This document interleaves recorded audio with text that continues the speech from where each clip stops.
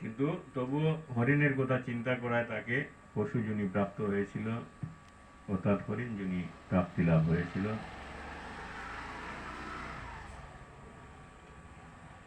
তো এটার উদাহরণ এটাই, এটা থেকে আমরা এই উপদেশ পাই যে আমরা জীবিত অবস্থায়, অর্থাৎ প্রতি মুহূর্তে প্রতিক্ষণে আমরা এই দৈনন্দিন জীবনে আমরা যা কিছু করে থাকি, মৃত্যুকালেও কিন্তু তার কিছুটা হলেও আবির্ভূত হয়। তাই বলা হচ্ছে যে অহরহ যদি আমরা হরিকথা, হরিনাম, হরিগুণগান, হরিকথা স্মরণ, চিন্তন, মনন করতে থাকি, মৃত্যুর সময় আমাদের সেই কথা আসবে। আর যদি যে আমরা মৃত্যুর সময় যখন ভগবানের নাম নিলে আমরা উদ্ধার হয়ে যাব, মৃত্যুর সময় আমি উচ্চারণ করব ভগবানের নাম নেব, তা কিন্তু কখনো হবে না।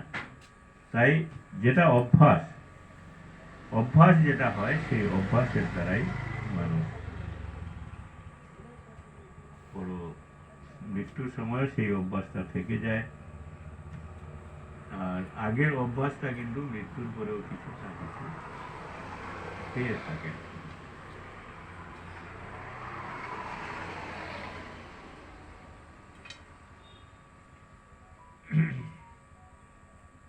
তাই মৃত্যুর সময় আমরা এই জীবনে যা কিছু করি তার কিছু না কিছু চিন্তার উদয় হয়ে থাকে।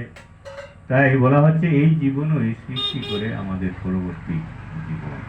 কেউ যদি সর্বক্ষণ শুদ্ধ সাত্ত্বিকভাবে জীবন যাপন করেন এবং ভগবান শ্রীকৃষ্ণের অপ্রাকৃত সেবায় ও চিন্তায় মগ্ন থাকেন, তাহলে তার পক্ষে জীবনের অন্তিমকালে কৃষ্ণ চিন্তা করা সম্ভবপর হয়ে যায়। সেটি তাকে শ্রীকৃষ্ণের পরা প্রকৃতিতে স্থানান্তরিত করতে সাহায্য করে। আর শ্রীকৃষ্ণের অপ্রাকৃত সেবায় মগ্ন হয়ে থাকলে পরবর্তী জীবনে অপ্রাকৃত শরীর ধারণের সৌভাগ্য অর্জন করা যায়। তাকে আর জড় দেহ ধারণ করতে হয় না। তাই